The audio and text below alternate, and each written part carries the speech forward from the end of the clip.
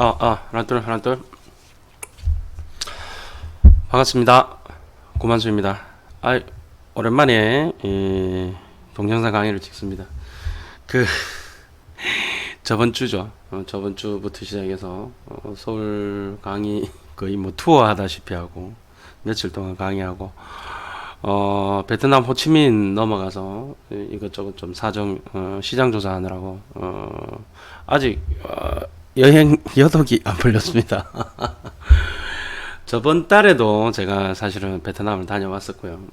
그래서 많은 분들이 몇 년 전부터 베트남 투자를 하셨고 또 주변에도 베트남 투자가 어떠냐고 물어보시는 분들도 많이 계셨고, 그러고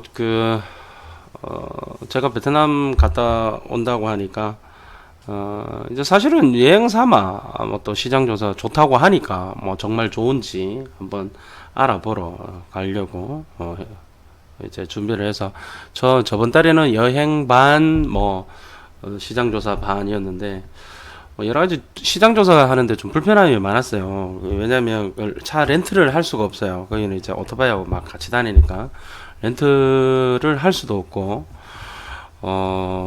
좀 또 이렇게 언어의 장벽도 사실 있는데 이제 통역사를 또 고용을 해서 이렇게 하는데 이제 처음에는 이제 좌충우돌이 있었죠. 그리고 도저히 안 되고 오토바이를 타고 돌아다녔어요.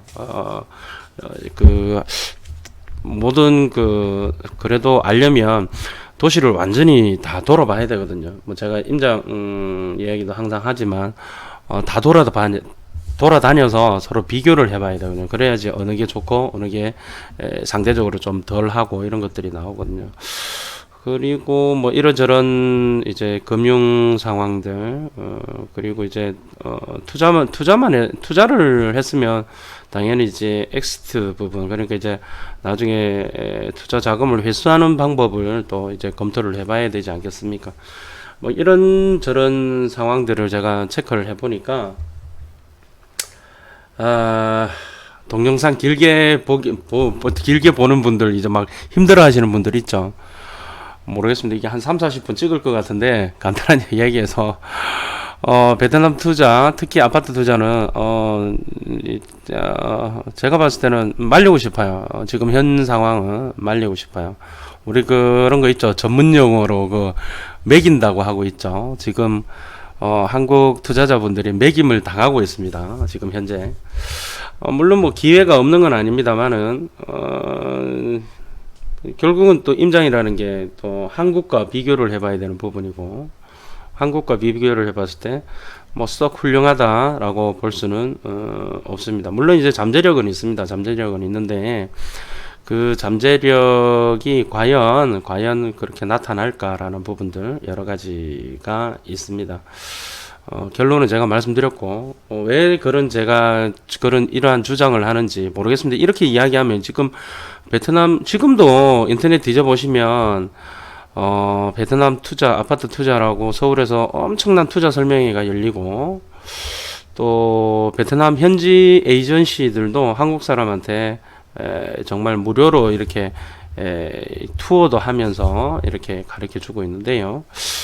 과연 그 사람들이 무슨 생각을 하고 지금 있는지 저는 사실은 조금 이해가 안 되는 부분이 있습니다. 그러니까 그런 부분에 대해서 제가 말씀을 드릴 거고요.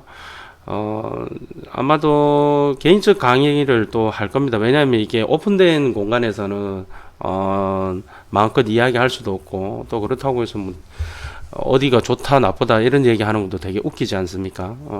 또 그 물건을 가지고 계신 분들도 계실 것이고, 근데 전체적인 어떤 큰 줄기에 대해서만 제가 말씀을 드리고요. 실제적으로 좀 더 자세히 알고 싶으시면 제가 개인적으로 강의를 하든지 하도록 하겠습니다. 지금 어느 정도 정리는 되어 있는 상황이고요.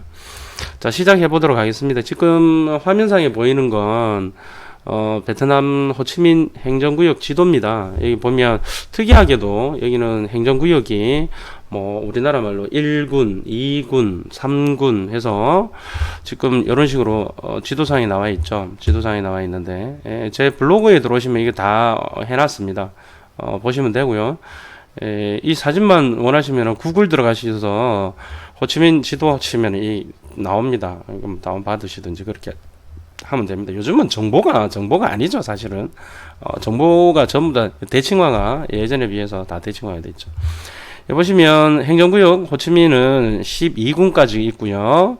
그 다음에 이렇게 숫자가 붙어져 있지 않은 군이 하나, 둘, 셋, 넷, 다섯, 여섯, 일곱 개 군이 있습니다.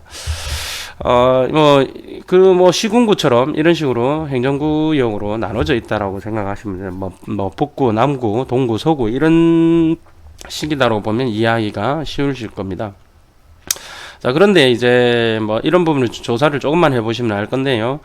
지금 가장 구도심, 지금 가장 활발한 어떤 행정기관이라든지 또는 이제 역사가 깊은 어떤 유적지 또는 관광지가 특히나 외국인한테 굉장히 유명한 벤탄 시장이나 여행자 거리 VBN 이쪽은 다 1군에 있습니다. 그리고 지금 현재의 어떤 금융 시설들 관련 시설들도 1군에 다 위치하고 있습니다.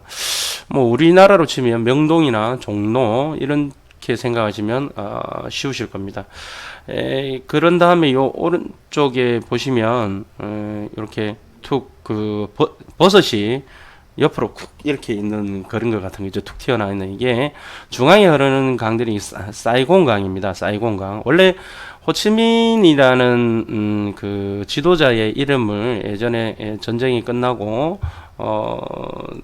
북베트남이 전쟁에서 이기고 이 사이공이라는 도시 이름이 호치민시로 바뀌었죠. 그 부분은 아실 겁니다. 이제 여기 강 이름은 사이공강입니다. 사이공강이 이렇게 흐르고요. 이제 호치민을 벗어나게 되면 이걸 메콩강이라고 하더라고요. 그렇게 이야기가 되어 있고 어찌됐든 중요한 거는 1군이 중심에 있으면서 역사적인 어떤 그런 유적지들과 금융기관이 지금 다 몰려 있고 오른편에 지금 2군이라는 표시가 되어 있습니다. 2군 표시가 지금 여기 지금 많이 각광을 받고 있는 특히나 아파트 분양 받으신 분들이 많은 곳이 이 2군입니다. 근데 2군이 지역이 굉장히 넓어서 실제적으로 좀 이따 말씀드리겠지만 2군이라고 해서 다 2군이 아니다라는 거 그거 한번 말씀드리고요. 그리고 구군 이쪽이 구군 또 오른쪽에 있는 곳이 이제 삼성전자 사이공 하이테크 파크가 있는 곳입니다. 삼성전자가 백색 가전 그러니까 하노이 쪽에는 핸드폰이 들어가 있고 핸드폰 공장이 들어가 있고 여기는 백색 가전 그러니까 냉장고 이렇게 해서 그런 것들을 생산하는 공장이 있습니다. 조금 이따 사진으로 보여드릴게요. 그리고 이게 7군 이 밑에 7군이 품위영이라고 해서 우리 한인들이 많이 계시는 곳입니다. 한인 많이 계시는 곳이고 그 가운데 있는 이 4군 지역이 좀 이제 작기는 하지만 어쨌든 이쪽이 또 나름 각광을 받고 있는데요. 어쨌든 이게 옛날 건물들이 많이 있어서 다시 이렇게 개발이 되기 위해서는 상당한 시간이 필요하지 않겠나 이렇게 생각을 하고 있습니다. 그 외에 다른 지역은 특별하게 지금 어떤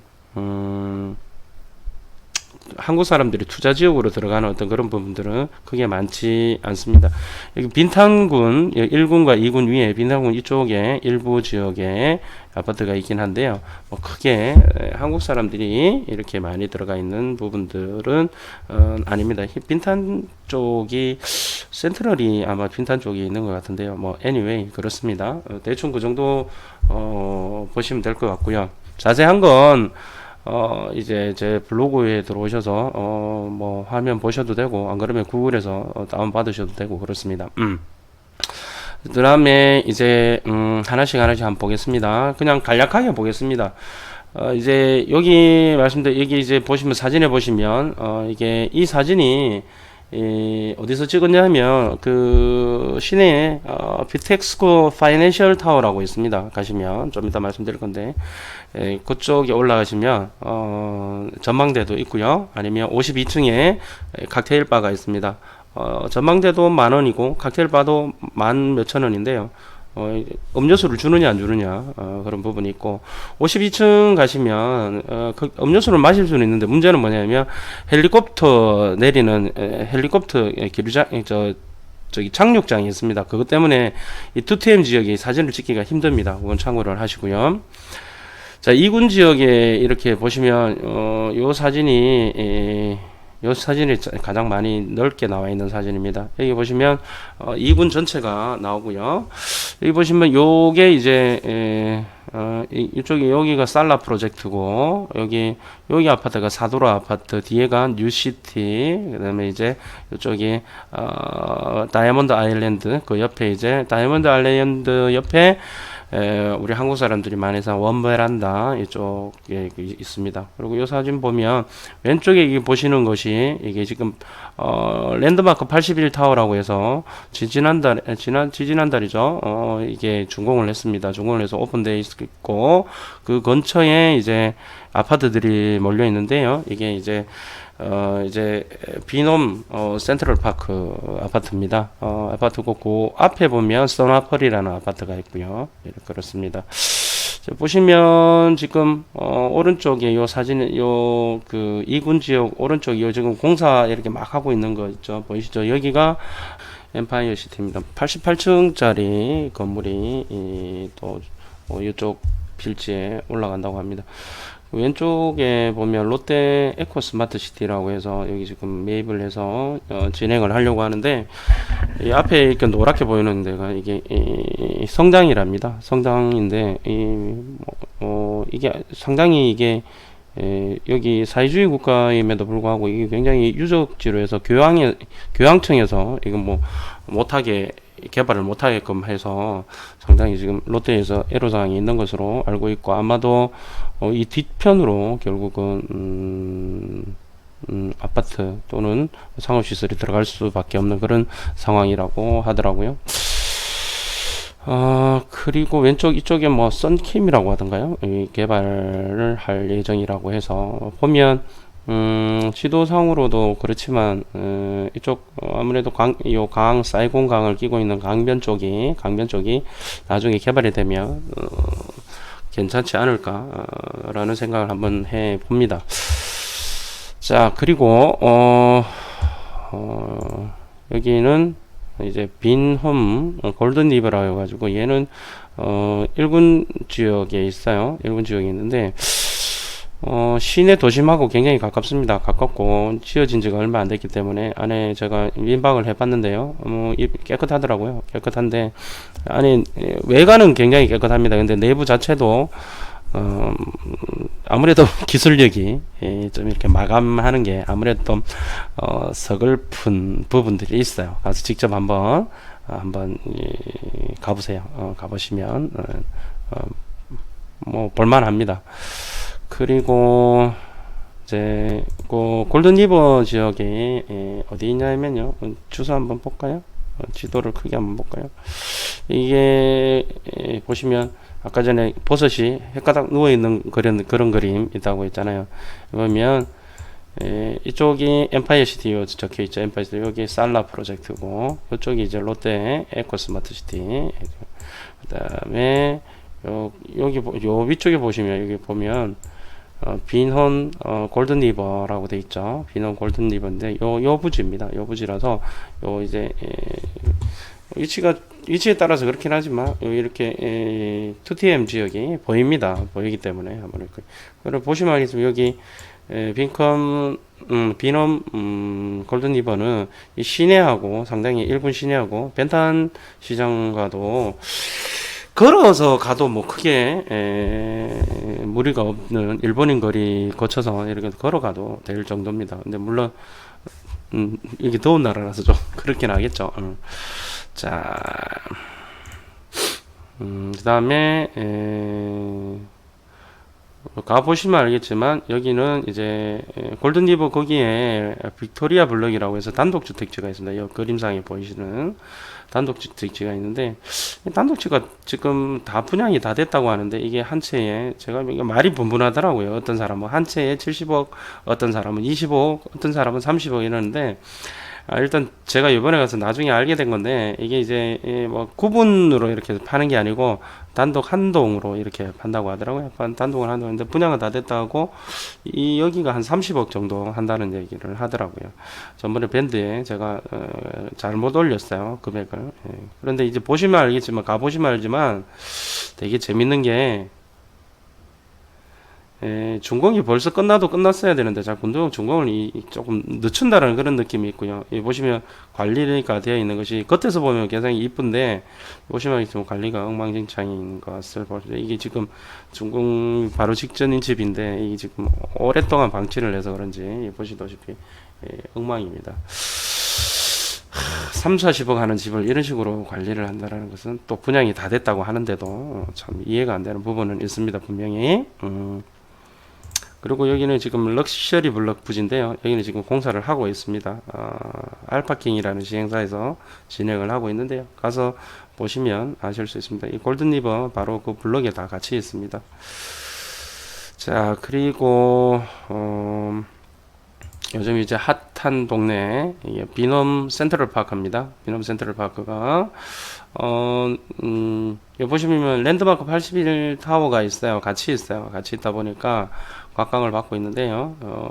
아파트 사이에 이렇게 랜드마크 81 고층이 있어요. 한국 분들도 많이 계시고 요즘 뭐 매매도 많이 되고 한다고 하더라고요.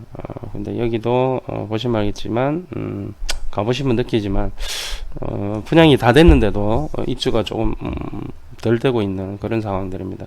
이해할 수 없는 일들이 많이 벌어지고 있습니다. 베트남에는 분양은 다 됐는데 입주율은 별로 그렇게 높지 않고 그렇습니다. 뭐 간단하게 이야기하고 넘어가겠습니다.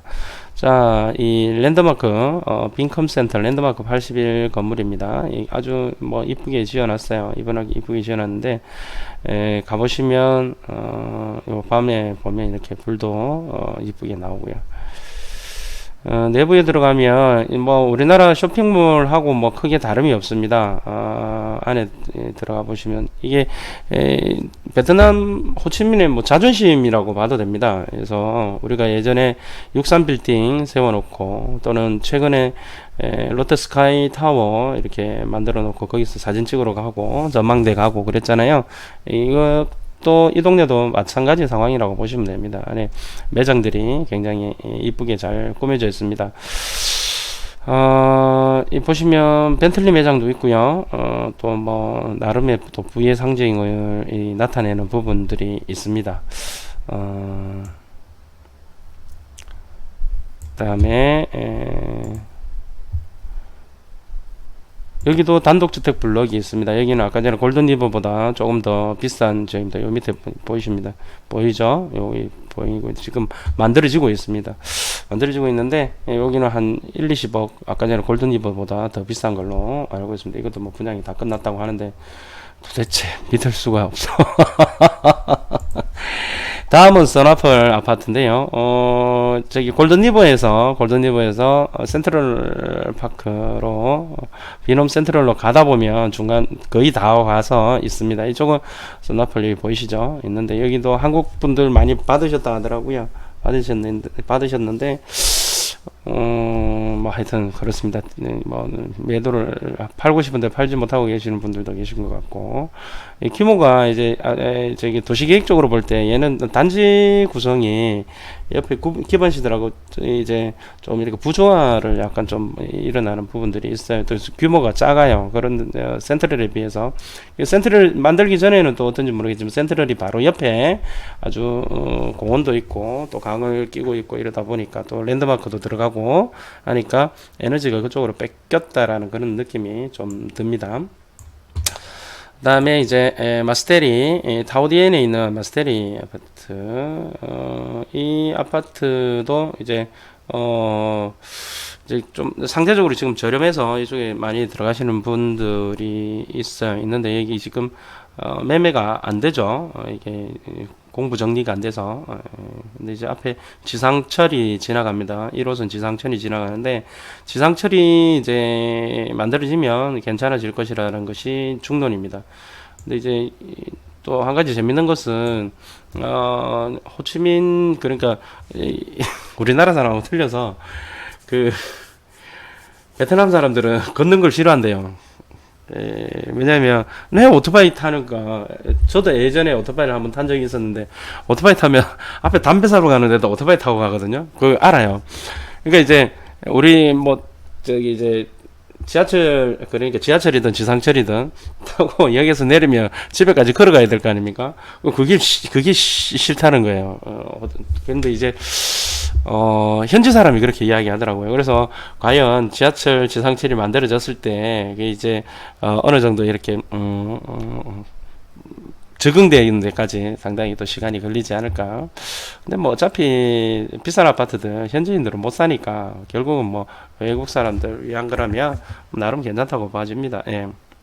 그다음에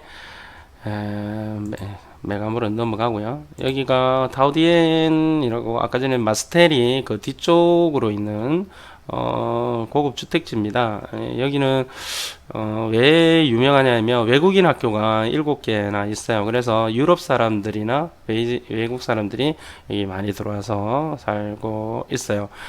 보통 이제 좀 나름 좀 잘 나간다 하시는 분이 BIS라고 해가지고 그 브리티시, 그러니까 인터내셔널 스쿨, 그러니까 영국인 학교죠. 그쪽에 애들을 많이 보낸다 하더라고요. 그래서 가보면 사진이 있을 텐데, 여기가 유치원이고, 사람들이 이쪽으로 좀 이렇게 좋아하는 그런 부분들이 있어요. 그래서 그 주변이 빌라촌도 있고요. 주재원들이 많이 있어서 또 가격도 많이 비싸고 그런 동네고, 뭐 우리나라로 치면은 뭐 대치동쯤이다, 뭐 그렇게 생각하셔도 될 것 같아요. 그 다음에 이거는 사이공강 하저터널입니다. 1군에서 2군 2TM 쪽으로 지나가는 터널인데요. 제가 이거 오토바이 타고 DS 사진 찍고 그랬습니다. 차 렌트가 할 수는 있는데 형편도 안 되고 이제 기사까지 다 포함해 가지고 해야 돼요. 그렇게 비싸지는 않더라고요. 나중에 알게 됐는데 10시간 빌리는데도 그렇게 많지 비싼 건 아니에요. 택시비보다 싸요. 근데 이렇게 지나가면 2군에서 하저터널로 지나가면 금방 1군으로 진입을 하게 됩니다. 그래서 2군이 뭐 지금 강남에, 한국 같으면 강남이다, 뭐 여의도다, 뭐 이런저런 이야기들이 있는데 도시계획적으로 볼 때 2군은 아주 그냥 지금 제대로 토목공사도 그렇고요, 어떤 기반시설들이 제대로 꾸며지기 때문에 1군에 비해서는 당연히 강남과 강북처럼 갈리는 것처럼 1군은 강북이라고 보시면 되고 2군은 강남이라고 보시는 게 사실은 무리가 없습니다. 타당합니다. 제가 봤을 때도. 그리고 이게 이제 살라 프로젝트라고 해서요, 모델하우스 가보신 분들도 많이 계실 텐데, 1군에서 하저터널로 2군으로 넘어가게 되면 오른편에 제가 아까 말씀드렸죠, 엠파이어 시티. 이제 봅시다. 이제 요겁니다. 1군에서 하저터널을 타고 딱 가면 오른편으로 이제 엠파이어 시티, 왼편에 롯데 에코 스마트 시티에서 조금만 한 2-3분 정도 가면 여기 지금 만들어진 부분들이, 여기가 살라 프로젝트, 여기입니다. 여기 살라 프로젝트. 고급 뭐 청담동 정도 생각하시면 무리가 없을 것 같아요. 고급 주택지, 저층 아파트들하고 빌라 하고 상가점포라고 보시면 됩니다. 이런 것들이 많이 있습니다. 상가점포가 하나에 100억씩이에요. 예, 그렇습니다. 그리고 여기 보면 사도라 아파트라고 있는데, 좀 이따 보도록 할게요. 그러니까 이쪽은 이쪽은 1군 지역인데요. 강북이라고 보시면 되고 여기는 2군 강남이라고 딱 봐도 지금 계획적으로 지금 토목공사를 해서 제대로 하고 있죠. 여기 이제 지하철도 들어간다고 하니까 나름 나쁘지 않다고 보여집니다. 이에 반해서 센트럴은 센트럴은 여기쯤 있습니다. 비넘 센트럴 파크가 여기 있습니다. 81 랜드 81도 랜드마크 81도 이쪽에 있고요. 보시면 됩니다. 여기 골든 리버는 이쪽에 있고 비넘 센트럴은 여기 있고 서나펄은 여기 요쯤에 있습니다. 이게 다 모여 있죠. 줄줄줄줄이 모여 있습니다. 지금 삼성전자로 가려면 이쪽으로 가서 이렇게 가거든요. 직접 안 가면 모릅니다, 사실. 지도 가지고 백날 설명해봐야 몰라요. 이게 어쩔 수 없어요. 한국에서도 임장 안 다니면 현장 안 가보면 백날 이야기해봐야 사실은 몰라요. 자, 이게 엠파이어 시티 전경인데요. 지금 엠파이어 시티는 지금 열심히 이제 파 들어가고 있습니다. 지금 물막이 공사 열심히 하고 있는 땅 파 들어가고 있습니다. 들어가고 있어서 현장에 가면 지금 모습이 이렇습니다. 지금 이게 펜스 쳐놓고 크레인 타워만 열심히 움직이고 있습니다. 그래서 지금 당장은 뭐 사실은 볼 게 없습니다. 예. 근데 그래도 위치는 한번 파악을 해보시면 좋습니다. 이 밤에 갔을 때도 있었는데, 나름, 이제, 엠파이어 시티가 아무래도 이제, 이게 나중에 보면, 남향 쪽이 이제 강을 끼고 있어서, 한국 사람은 좋아하는데, 참고로, 베트남 사람들은 남향을 싫어한답니다. 왜 그러냐면, 너무 햇볕이 강렬하기 때문에, 우리하고 정서가 틀려요. 그러니까 싫어한다 하더라고요. 참고로 알고 계시면 좋겠어요. 그 다음에 뉴시티, 한국 사람들 많이 계신 뉴시티가 여기서 살라 프로젝트 여기서부터 조금만 가면 바로 뉴시티 여기 보면서 한 몇 번 안 가도, 그래서 2군 지역에서도 2TM 지역에 얘는 2TM 지명도 여기 보면 뉴시티 2TM이라고 해서 2TM으로 들어가는데 문제가 여기는 한두 가지가 있어요. 뉴시티 자체가 뭐 좋다 나쁘다를 떠나서 뉴시티는 뭐 이제 2TM 지역하고 가깝기 때문에 지명도 2TM이고 그 부분은 좋다라고 하는데, 이 뒤에 아파트들이 지금 유령 아파트들이 뒤에 있습니다. 이게 임대 아파트인데 임대하러 들어오는 인간들이 아무도 없어가지고 완전히 다 비어져 있습니다. 그러니까 그거는 참고로 하셔서 이런 말 하면 또 뉴시티 갖고 계시면 내 욕하겠다. 근데 제 홈페이지 들어보시면 이 아파트들입니다. 지금 이 아파트들인데 사람이 살지 않고 잡초가 무성하고 광고하는 사람들은 절대 이런 얘기 안 하죠. 보시면 알지만 이 부분들이 어떤 식으로 해결이 돼야 될 겁니다. 우리도 우리나라에서도 저렇잖아요. 잘 사는 사람들 임대 아파트 들어오지 말라고 데모하고 서로 간에 소셜 믹스가 안 되는 거죠.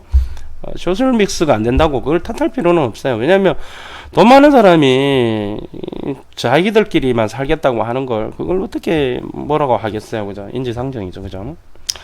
그다음에 조금 더 가면 다이아몬드 아일랜드라고 있습니다. 이게 재밌는 동네인데요. 여기 보면 여기 다이아몬드 아일랜드라고 있죠. 양옆에 이쪽은 수로고 여기는 이제 지천이 흐르고 있는데 딱 섬처럼 이렇게 딱 떨어져 있습니다. 그래서 다이아몬드 아일랜드인데요. 다이아몬드 아일랜드 가면 럭셔리 레지던스라고 해서 몇 년 전에 이제 입주 시작한 것들 있고요. 요 옆에가 바로 이제 원베란다라고 해서 지금 토목공사를 하고 있습니다. 한국 사람 많이 들어간 거. 자, 다이아몬드 아일랜드 있는 아파트입니다. 이거는 럭셔리 레지던스고요. 새로 이제 만들어지는 것도 있습니다. 좋다 나쁘다는 제가 이야기 안 하겠습니다. 어찌됐든 위치가 있고요. 그 다음에 얼마 전에 한국 분들 많이 들어가신 원베란다 여기 바로 옆에 있습니다. 원베란다 지금 여기도 토목공사하고 해서 펜스 쳐놨는데요. 어, 음, 위치는 여기 다이아몬드 아일랜드 바로 옆에 요 지금 부지 정지해 놓은 데 있죠. 여기입니다. 여기니까 만약에 이동하시게 되면 가서 한번 보시면 됩니다. 여기가 뭐 언뜻 보면 보시면 2군이 이게 전체적으로 2군이기 때문에 여기도 2군에 들어간다고 이야기하지만 위치적으로 약간 떨어져 있습니다. 떨어져 있고 기반 시설이 과연 제대로 될까라는 의문을 가져봅니다. 지금 보면 제가 이 사진을 하나 올려놨는데 그 근방이 이렇습니다. 이렇고 분양 받으실 때 현장 확인을 하셔야 될 거라고 저는 개인적으로 생각을 합니다. 왜냐면 이야기 들어보니까 3일 호치민 가가지고 이틀 관광하고 하루 가갖고 보고 아니지 그러면 안 되지. 다 돌아봐야지. 프로젝트 시티 12개면 12개 13개면 13개 다 돌아봐야 비교 판단을 할 거 아닙니까? 비교 판단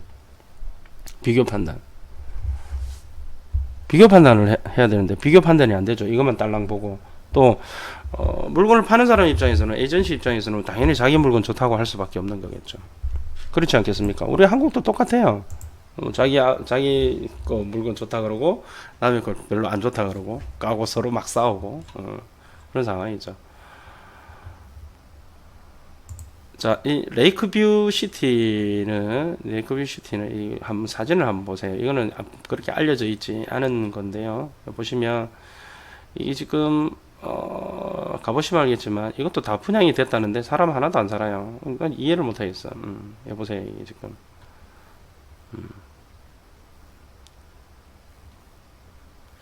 이 주변에는 기반 시설도 엄청나게 힘들고 차업소는 못 다니고요. 굉장히 위치가 그닥 좋지 않은데 당연스럽게 이게 한국 사람한테는 이렇게 분양이 안 되는 것 같더라고요. 가서 보세요. 딱 찍어서 가서 현장을 가서 한번 보세요. 그 분위기를 한번 보십시오. 분위기를. 얘도 지금 위치상으로는 2군에 있습니다. 위치상으로 2군에 있습니다. 2군에 있고 2군에 있습니다.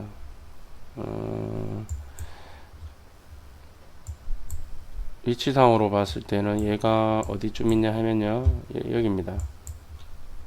여기입니다. 여기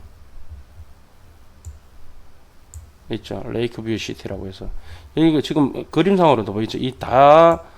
조금 전에 보신 타운하우스 같은 겁니다. 미치지 않았 미친 거 아닌가 모르겠습니다. 이게 엄청나요. 사진으로 다시 한번 볼까요? 지금 이게 얘도 여기 보면 결국은 2군 팜시티 바로 오른편에 위치하고 있습니다. 이 대박입니다. 나 이해를 못하겠어요. 보세요. 레이크뷰 시티 얘네들이 지금 팜시티고요. 엄청납니다. 제가 속사정은 솔직히 잘 모르겠습니다. 제가 저번 달 갔다가 이번 달 갔다가 뭐 학교 돌아다니는 걸 열심히 쎄빠지게 돌아다니지만 통합하면 한 일주일 정도 하루는 한 번은 3박 4일 한 번은 4박 5일 갔다 와서 열심히 돌아다니긴 했지만 제 느낌입니다. 제 느낌인데 이게 분양이 다 됐는데 왜 사람이 안 들어오는지는 저도 사실은 모르겠고요. 뭐 준공이 안 돼서 안 들어오는 건지 아직까지 그거는 사실 모르겠습니다. 하지만 어찌됐든 그림이 이래요. 이 부분에 대해서 언제 뭐 찰지는 모르겠지만 하여튼 내용상으로 그렇습니다. 제가 모르는 게 또 있다라는 거 말씀드리겠습니다. 자, 이 팜시티인데 팜시티는 들어가기가 힘들어가지고요. 뭐 외부에서만 찍었습니다. 아직 그 건설 중인 상황이고 외부에서만 찍었는데 크게 여기에도 뭐 외국인 학교도 들어가고 한다고 하는데요. 어찌됐든 지금 상황으로 봤을 때는 접근이 불가할 정도로 조금 이렇게 위치가 좀 그래요. 좋다 나쁘다의 문제가 아니고 본 느낌이 위치적으로 들어가기가 힘들더라고요. 그래서 못 들어갔어요. 오토바이 통역사가 오토바이를 타고 움직였는데 지도 못 찾아서 못 들어가겠더라고요. 길도 제대로 없어가지고 지금 현재까지는 아직 만드는 중이라서 그렇다고 정리를 하시죠. 예. 여기는 삼성전자 사이공 하이테크 파크라고 해서 구군 지역에 있습니다. 여기 보시면 한번 볼까요? 여기 보면 여기 삼성이라고 되어 있죠. 삼성 일렉트로닉스라고 일렉트로닉이라고 되어 있죠. 여기입니다. 여기인데 여기 1군 벤탄 시장이고 여기서부터 쭉 이렇게 가는 거죠. 하는데 그렇습니다. 여기 삼성전자 한번 가보시면 가시게 되면 한번 꼭 들르셔서 그 삼성전자 이야기해서 옆에 빈시티도 삼성전자 이야기하면서 지금 물건을 팔기 때문에 한번 가보시는 것도 나쁘지는 않습니다. 그런데 뭐 생각보다 그렇게 산업단지 또가 크지 않다라는 걸 느끼시게 될 겁니다. 그리고 그거 아십니까? 삼성전자 지금 이제 베트남이 더 이상 투자 안 하고 인도에 공장 짓는 거 아시죠? 참고로 하시고요. 자, 여기는 노바랜드 선 에비뉴라고 해서 노바랜드가 빈그룹 다음으로 시행사 두 번째 큰 시행사입니다. 이 호치민에는 노바랜드도 많이 있는데 이 네모난 그 큐브 퍼즐 맞추는 큐브 정도 이렇게 모양이 그래요. 그 시행사 마크가 열심히 여기도 많이 짓고 있습니다. 짓고 있는데 얘는 위치가 보면 여기 2군 하저 터널을 지나와서 오른쪽에 엠파이어 시티 살라 프로젝트, 그 다음에 여기 뉴시티를 지나고 우회전 밑으로 이제 새끼를 빠져서 밑으로 내려가게 되면 다이아몬드 아일랜드하고 나오고요. 그냥 직진 쭉 해서 교차로 부분에 이렇게 가면 여기입니다. 요 지역입니다. 요 지역이 아파트가 쭉 들어있는데 이게 선 에비뉴라고 있습니다. 교통이 그렇게 나쁘지 않은 부분이죠. 차가 있으면 그게 움직이는 데는 그게 뭐 대로 부분이라서 나쁘진 않다고 봅니다. 근데 엄청나게 때려짓고 있습니다. 이것뿐만이 아니라 이거 지금 아직 다 이름이 한국에 소개된 이름이 없는 것들도 굉장히 많이 있습니다. 자, 이게 비텍스코 파이낸셜 타워라고 우리나라 현대건설이 지었다라고 하더라고요. 그래서 1층에 삼성전자 매장이 있어요. 한번 가시 보시고 여기 52층 전망대가 있고 52층에 또 칵테일 바가 있어서 비쌉니다. 그래도 뭐 전망대 올라가셔서 보셔도 되고요. 그는 그냥 전망만 하고 돈 주고 전망대 전망만 하고 그래도 52층 거기는 음료수라도 먹을 수 있으니까 같은 값 주고 그거는 뭐 편한 대로 하시면 될 것 같고요. 올라가시면 이제 2군 지역하고 전경을 다 볼 수 있습니다. 한번 볼까요? 여기 있어요. 자, 전경이 다 보입니다. 헬리콥터 내리는 장소 때문에 2군을 잘 찍을 수가 없어요. 이거는 제가 전망대에서 따로 가서 찍은 겁니다. 보시면 다 나오죠. 시내 다 나오고. 이호령 대표라고. 이게 모히또 이거 저 갖고 찍는 바람에 베렸어. 이쁘게 잘 나왔는데 그렇습니다.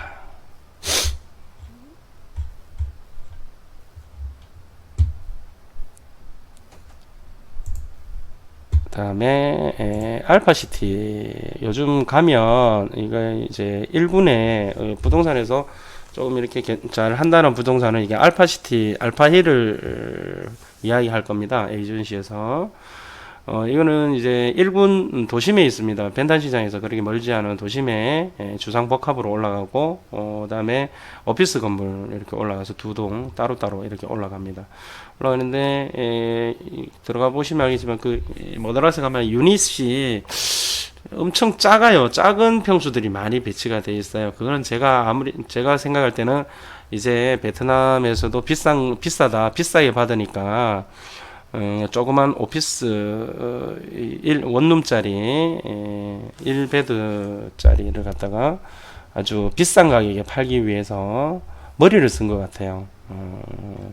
그래서 왜냐면 단위 가격은 굉장히 높지만 절대 가격은 낮아지지 않습니까? 면적을 줄이게 되면 그렇게 해서 이게 작은 면적이 한번 거의 70% 차지한다고 하던데요.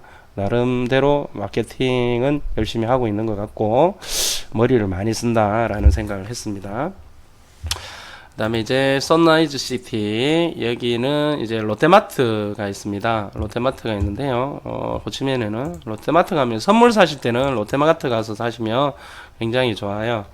여기 보면 여기가 7군이고요. 7군인데 여기가 선라이즈 시티라고 해가지고 여기 보면 이 앞에 여기 롯데마트가 있습니다. 롯데마트 바로 옆에 선라이즈 시티인데요. 여기 보시면 이렇게 건물이 있고요. 이쪽 왼쪽 편에 있는 것은 이렇게 쇼핑몰이고 오른쪽이 이제 아파트인데 보시면 알겠지만 아주 그냥 활기차요. 앞에 롯데마트가 있고 활기차인데 자세히 보시면 상가가 다 비어져 있어요. 여기 보세요. 싹 다 비어져 있어요. 다니시면서 그런 거 보세요. 도대체 그냥 와 좋다 이러지 마시고 안에 불이 몇 개 켜져 있는지, 화분은 얼마나 놓여져 있는지, 사람들이 있는지 없는지, 상가는 제대로 돌아가고 있는지, 예? 교통망은 어떤지, 그리고 그 아파트만 이쁜 건지 아니면 그 주변도 이쁜 건지 이런 거 다 체크를 하셔야 돼요. 아파트만 보면 이쁘지. 그러니까 에이전시들이 이제 사람 불러놓고 이야기할 때는 그 아파트에 대해서만 이야기를 하거든요.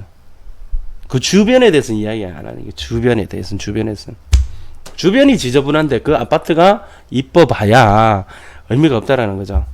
그 주변 인프라가 다 깨끗해 하면서 아파트도 거기에 이제 이뻐야 되겠죠. 그런 아파트들이 결국은 나중에 가겠죠. 아파트만 쳐다보지 마세요. 큰 숲도 보면서 나무도 보는 그런 것을 보셔야 됩니다.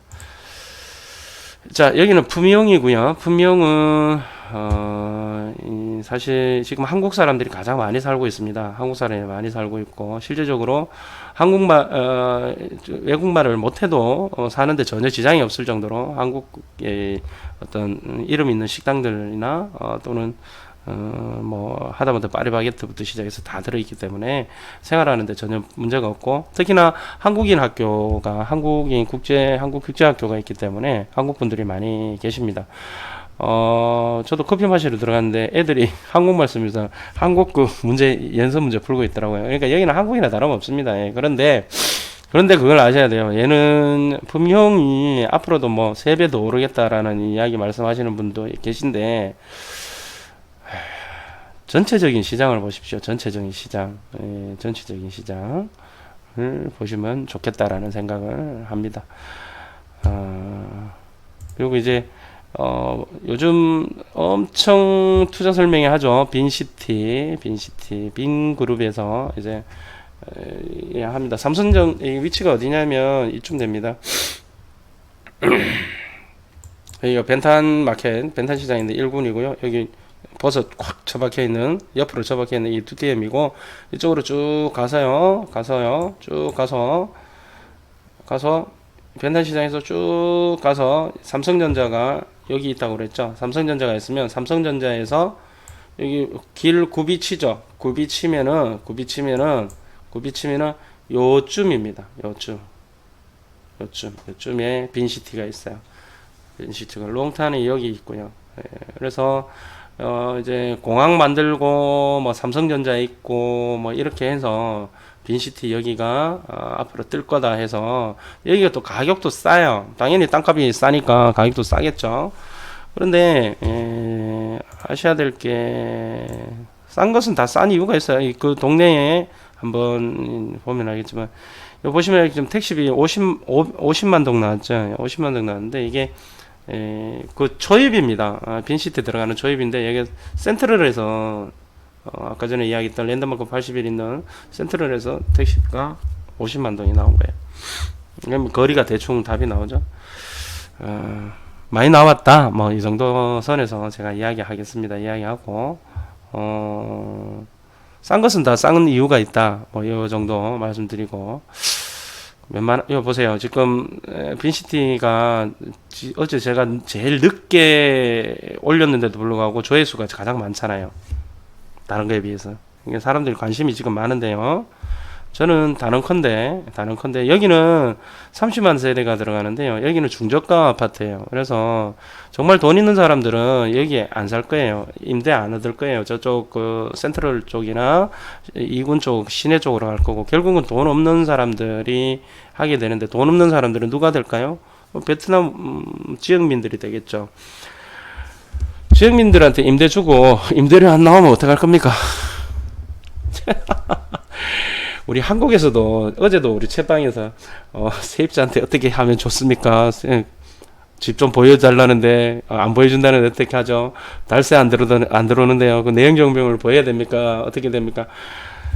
한국말도 안 되면서 아니 한국말이란다. 한국말이 되는 사람과 한국말 하는 사람끼리도 힘든데, 여기 지역민들 저기 베트남 지역민들 임대 줘가지고 어떡할 건데요? 나중에 문제 생기면 그거 어떻게 내보낼 건데요? 내가 봤을 때는 못 내보내요. 여기는 중저가 아파트야. 중저가 아파트이기 때문에, 중저가 아파트가 우리도 알다시피 가격이 크게 올라갈 수 없다라는 부분은 분명히 있습니다. 제가 봤을 때는 위치적으로도 그렇고, 제가 또 한 번 말씀드리지만, 베트남에 투자를 하려면 다 돌아보고 투자하세요. 다 돌아보고 좋은 것 안 좋은 거 다 돌아보고. 제가 이제 다 해놨으니까, 다 올려놨으니까. 요 제가 올려놓은 데만 가보시면 됩니다. 몇 군데 제가 또 더 올려놓을 겁니다. 이게 한국 사람들의 입에 이렇게 오르락내리락 하지 않는 것을 또 몇 군데 더 올려놓을 건데, 한번 가셔서 다 돌아보시고 결정을 하셔도 괜찮으시다. 도대체 지도만 펴놓고 앞으로 나온 조감도만 펴놓고 봐서 뭐 도대체 뭐 어떡하겠다는 겁니까? 예. 그렇습니다. 그렇고, 그러면, 이제 대충 돌아봤습니다. 대충 돌아봤고, 그러면, 네가 이야기하는, 베트남 투자에, 약간의 이제 걸림돌이라 그걸로 하겠습니다. 왜 여기에 종사하시는 분들이 많기 때문에 내가 대놓고 까면은 문제가 생길 것 같고, 하지만 기회는 또 있습니다. 그 기회는 제가 강의 때 말씀드리도록 하고요. 일단, 이래요. 뭐냐면, 일단 여러 가지 생각을 한번 하셔야 되는데요. 자, 베트남에 투자를 하셨거나 또는 이제 앞으로 투자를 하시려고 하시는 분들 입장에서 한번 생각을 해보세요. 내가 베트남에 투자를 했어요. 투자를 해놓고 그러면 투자금을 회수해야 될 거 아닙니까? 회수. 그죠? 회수해야 되잖아요. 회수해야 되는데 어떻게 회수한다는 얘기가 있던가요? 있어요. 있긴 있어요. 저 뭐냐 이런 얘기하죠. 베트남에 그러니까 투자를 할 때 한국 돈으로 달러를 바꿔서 달러를 가지고 가서 베트남의 그 동 계좌로 달러 계좌와 이 나라 그 화폐 단위가 동입니다. 그러니까 동 계좌와 달러 계좌를 두 개 만들어서 달러 계좌로 돈 입금받고 달러 계좌에서 동 계좌로 돈을 환전해서 들어가서 그 동 계좌로 계약을 해서 그 지불을 하고 아파트를 삽니다. 자, 그러면 그렇게 이야기합니다. 그렇게 해서 적법하게 이렇게 다 이렇게 드러나면, 돈의 움직임이 드러나면 다시 엑시트, 거꾸로 돈을 가지고 달러를 바꿔서 다시 한국으로 쏘고 한국 계좌에서 받아서 달러를 한국 돈으로 바꾸면 된다라고, 적법하게 순서대로 가면 문제가 없다라고 이야기를 하는데요. 맞아요. 지금 현재까지 이야기 나오는 얘기는 그 말이 맞는데요. 문제는 뭐냐면 아직까지 돈을 정상적으로 그런 방식으로 해서 리턴한 사람이 단 한 사람도 없다라는 거예요. 저도 사실은 충격이었는데, 혹시라도 이 방송을 보면서 저한테 아니다 저기 제 전화번호는 어차피 그 구글에 저기 제 이름 치면 구만수라고 치면 제 명함 다 뜹니다. 그래서 저한테 문자를 보내주세요. 나는 이렇게 해서 정확하게 돈을 리턴해서 받았다. 한국 돈으로 다시 환전했다.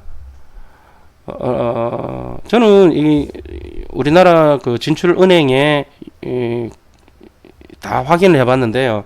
단 한 차례도 없답니다. 그러면 무슨 얘기일까요? 다 음성적으로 거래를 했다라는 것이겠죠.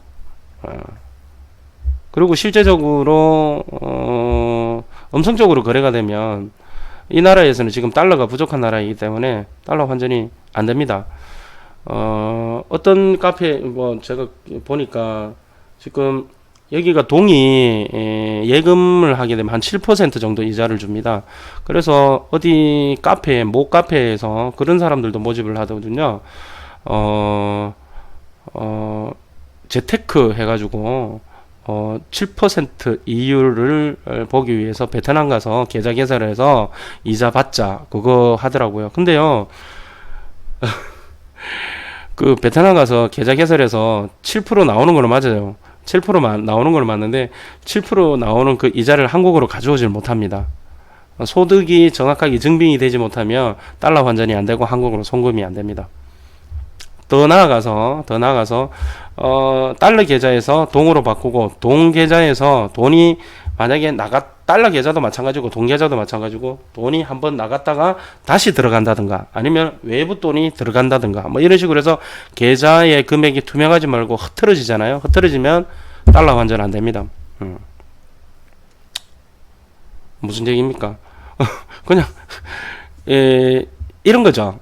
지금 내가 이래갖고 이런 얘기하고 입국 금지 당하는지 모르겠어. 이런 거죠. 지금 베트남에서는 어떤 스탠스를 가지고 있냐면 정부는 그냥 돈은 마음껏 들어와라. 돈은 마음껏 들어오는데 나가는 건 관리하겠다. 체크하겠다 이거예요. 걔를 정상적으로 그러면 서류가 왔다 갔다 하고 돈을 받고 정상적으로 달러가 들어와서 동으로 바꾸고 분양 대행사에다가 30% 들어가고 그게 나중에 분양받아서 다시 가지고 있다가 보유하다가 다시 돈을 이제 팔아서 그 돈 가지고 다시 리턴해서 거꾸로 밟은 절차를 하면 되지 않느냐. 오케이 되는데요. 말은 되는데 실제로는 이루어지지 않고 있다는 거죠. 왜 그러냐면 지금 이게 핑크북이라고 여러분들 아시죠? 지금 우리나라로 말 치르면 등기부등본 같은 겁니다. 이 등기부등본이 지금 발급이 안 되고 있어요. 발급이 안 되고 있어요. 이게 레드북하고 그다음에 이제 핑크북이 있고 레드북은 이제 원래 요 나오면 이제 있습니다. 우리 김유호 변호사네요. 잘 해놨더라고요. 근데 이렇게 잘 만들어놨습니다.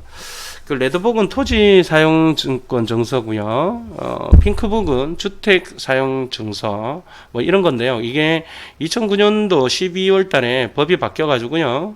이제 토지하고 주택하고 같이 이렇게 같이 적혀 있는 것으로 바뀌었습니다. 그래서 이게 뭐 핑크북이라고 하기도 하고 핑크북이 이제 색깔이 분홍색이라서 핑크북이라고 그래요. 레드북은 색깔이 빨개서 레드북이라고 하고요. 근데 이거는 한번 찾아보시고 결론은 뭐냐면 이 핑크북이 발급이 안 되고 있어요. 발급이 안 되는 이유가 왜 안 되느냐라는 문제를 갖다가 따지는 것은 여기가 사실은 사회주의 국가고 어떤 공무원의 행정 권한이 굉장히 막강하지 않습니까? 그래서 핑크북이 왜 안 나오냐고 따질 수가 없는 상황이고 지금 현재는 거래를 하는 거 보면요. 준공된 것들 거래를 하는 거 보면 어떻게 되냐면 그냥 우리 한국처럼 계약서에 이제 매수 매도 돈 주고 받고 있고 그 시행사에 이제 도장 맡으면 공증을 받는 그런 형태로 이루어져 가지고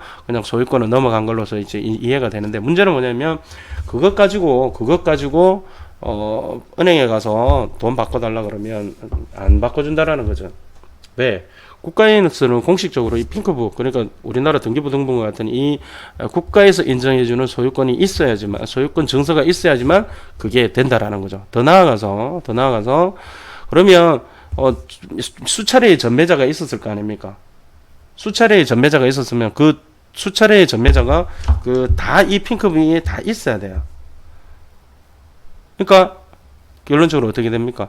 앞에 우리는 사실은 우리나라에서는 사실은 그 분양권 계약서가 서로 바뀌고 신고만 하고 실효일가 신고만 하면 그냥 넘어가는데 실효일가 신고 필증이 뭐 막말로 해서 없다 손치더라도 우리는 뭐 사실은 이제 뭐 미등기 전매죠 사실은.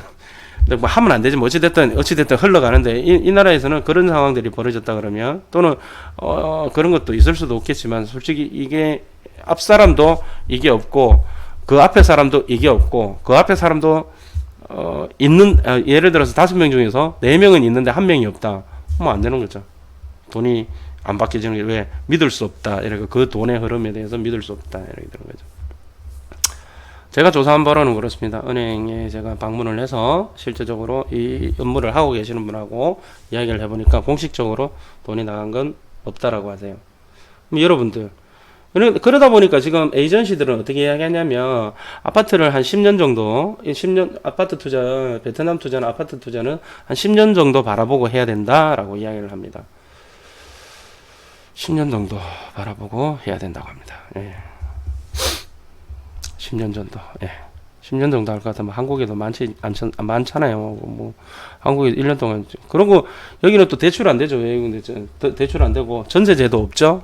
뭐 생돈 그대로 다 들어가야 되죠. 예, 나중에 달세만 받아야 되는데 달세는 이제 받으면 이게 정원이 됩니다. 그 정상적으로 신고하면 그 달세 부분에서는 송금이 가능합니다. 그 10% 부가세 내고 이렇게 하면 된다고 합니다. 그런 부분이고 또 한 가지 더 문제가 있어요. 또 한 가지 더 문제가 있는 게 뭐냐면 이렇게 이게 자금의 흐름이 투명하지 못하면 근데 투명하게 하고 싶어도 투명하게 안 되지.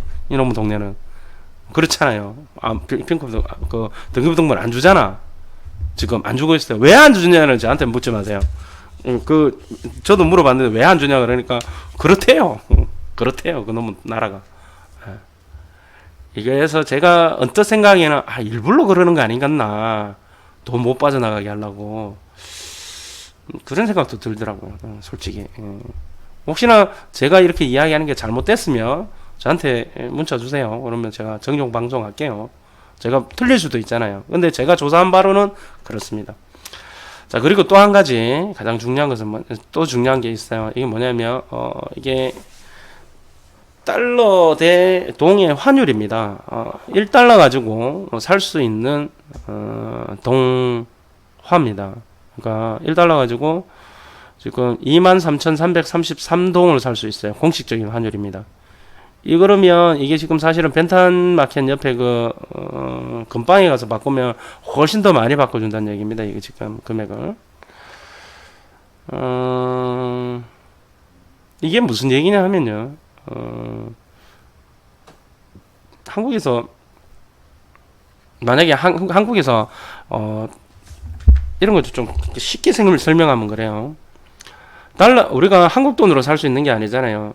베트남 아파트를 조금 전에도 말씀드렸지만 한국 돈을 가지고 달러 가지고 동화로 다시 바꿔서 동화로서 아파트를 사고 다시 나중에 팔았을 때 적법하게 팔았을 때 정상적으로 현금 흐름 그러고 이제 핑크북까지 다 나왔다 칩시다. 그러면 그렇게 해서 이제 바꿀 수 있는 형편이 됐습니다. 형편이 됐는데 그러면 예를 들어서 이런 거죠. 동화로 바꿔서 동화를 가지고 한국 돈으로 와봐야 의미가 없잖아요. 동화를 쓸 수가 없으니까 베트남 돈을 한국에서 쓸 수 있습니까? 못 쓰잖아요. 그러면 결국은 달러를 바꿔야 되잖아요. 달러를 바꾸면 어떤 상황이 벌어지냐면 이 상황이 되는 거죠.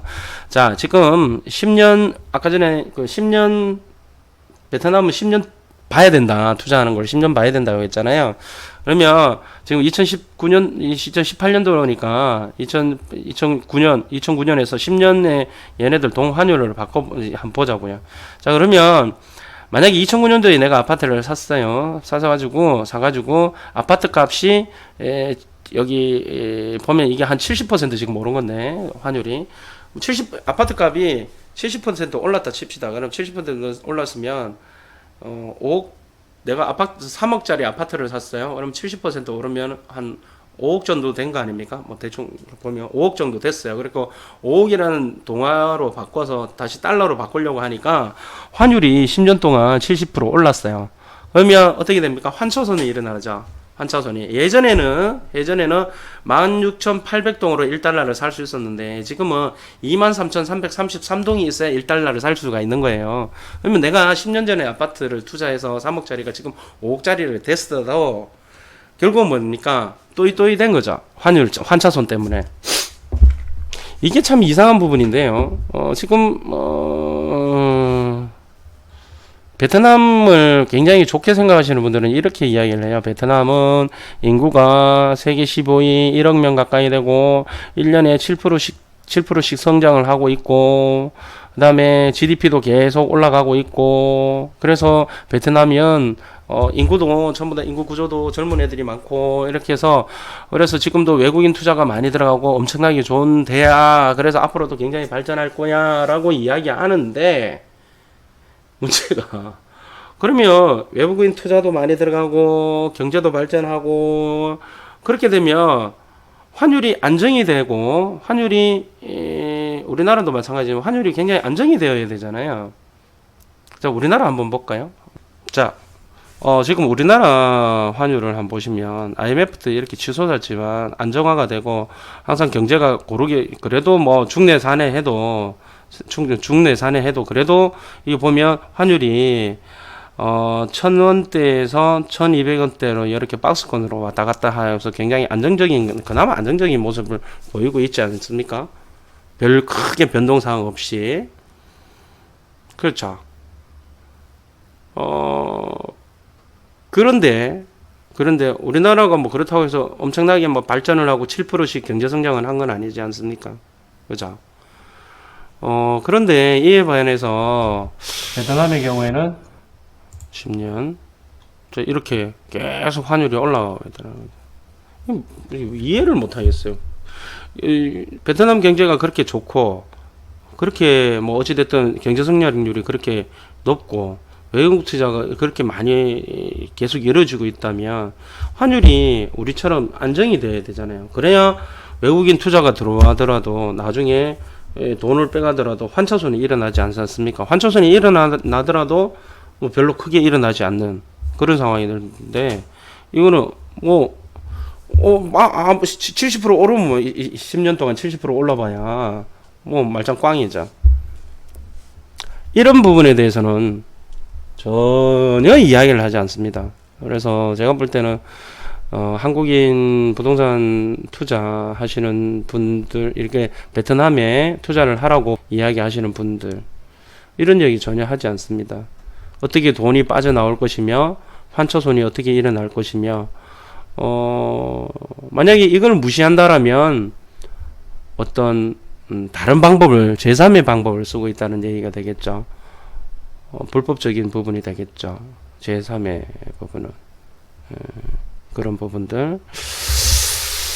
그렇습니다. 그래서 이런저런 생각을 해보면 모르겠습니다. 이제 앞으로 제가 또 이야기하는 부분이 달라질 수도 있을 겁니다. 근데 지금 현재로서는 지금 제가 말씀을 이렇게밖에 드릴 수가 없고요. 조금 더 자세한 사항은 제가 따로 뭐 강의를 하는 데서 이야기를 해드릴지 모르겠지만, 좀 그런 부분이 있어요.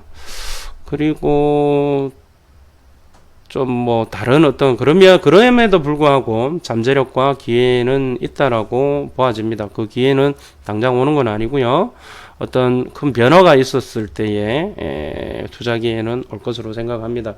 그 변화가 그 변화가 올 때 얘만 오는 게 아니라 베트남만 오는 게 아니라 한국도 올 수도 있는 것이고, 그러면 한국 대비해서 베트남 대비해서 한국, 과연 어느 부분들이 좋은지, 이런 부분은 계속 고민을 해봐야 될 것 같고요. 자, 결론을 말씀드리겠습니다.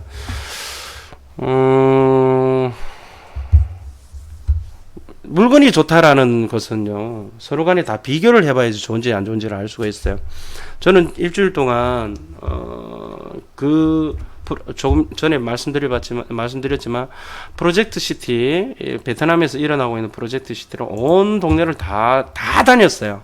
여기 지금 제 그 블로그에 오시면 알 수 있습니다. 이거 말고도 더 올릴 겁니다. 한국에서 이름 나지 않은 것들은 다 올릴 거고, 위치가 어떤지를 갖다가 다 보고 확인을 하고 직접 움직이셔야 돼요. 3일 중에 관광 이틀 가고 하루 그 아파트만 딸랑 보고 오는 거 안 됩니다. 건물입니다. 그렇게 하시면 안 되고, 두 번째는 뭐 좋거나 나쁘거는 뭐 판단하시면 되는데, 결국은 투자를 했으면 돈 자금 회수를 해야 되잖아요. 그럼 회수는 어떻게 할 거냐라는 문제에 고민을 하셔야 된다라는 거죠. 진짜 그게 맞는 건지. 그러니까 10년 후에 좋을 겁니다.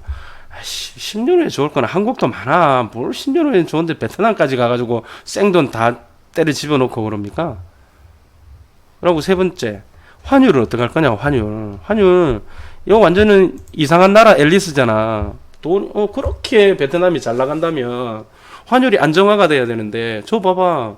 10년 동안, 거의 꽃배기, 거짓말 좀 못해서 꽃배기 올랐잖아. 70% 올랐잖아. 그러면 아파트 70% 오르면 뭐합니까? 저 환초선인들한테 또이지. 뭐 신경, 머리 땡기고, 한국에서도 머리 아픈데, 베트남까지 같이 투자해가지고, 머리 찌내리게끔 그 투자를 말합니다. 이거, 진짜 제가, 기획봉승산, 뭐, 어쩌고저쩌고 제가 맨날 이야기하지만, 이런 걸 이야기를 안 해주고, 지금, 베트남 투자를 이야기하는 것은, 또, 설명회를 하는 것은, 또 한 가지 더, 작년부터 중국 자본이 안 들어간답니다. 안 들어가고, 제가 왜냐면 시진핑 입장에서도 지금 외화자를 빼는 걸 갖다 해서 굉장히 지금 못하게 하고 있어요. 그러다 보니까 중국 자본이 지금 안 들어옵니다. 심지어는 어떤 에이전시는 저한테 그 얘기도 내 녹화도 다 시켜놨어요. 그 얘기 하더라고. 자기가 미는 아파트가 있어요. 그 미는 아파트가 중국 사람한테는 안 준대요. 왜 중국 사람 안 주냐? 그러니까 중국 사람들은 한 번에 오면은 다 우리 시쳇말로 다 아도 찍는데요. 그래서 그거는 좀 아닌 것 같아서 한국 사람들한테도 기회를 주기 위해서 하고 있다 그러고 내가 진짜 속으로 참 지랄 참 엽차게 하고 있네 그랬습니다.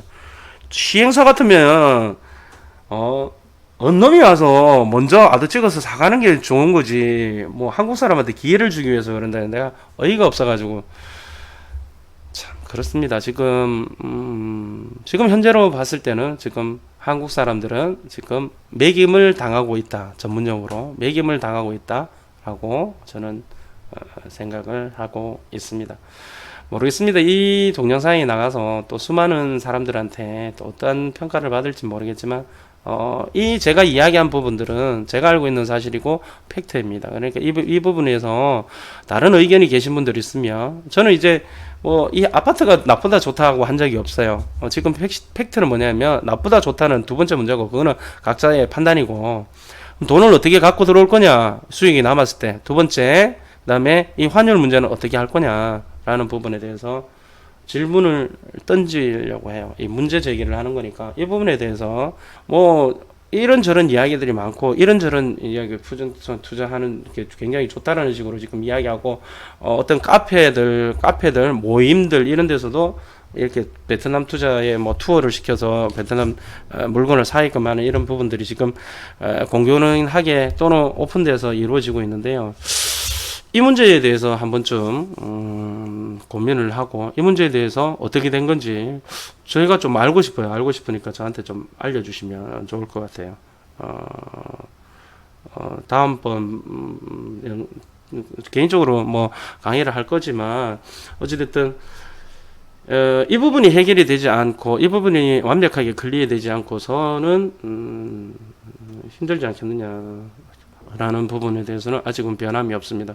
여러분들이 이 부분에 대해서 서로 간에 고민을 하고 저한테도 좀 알려주세요.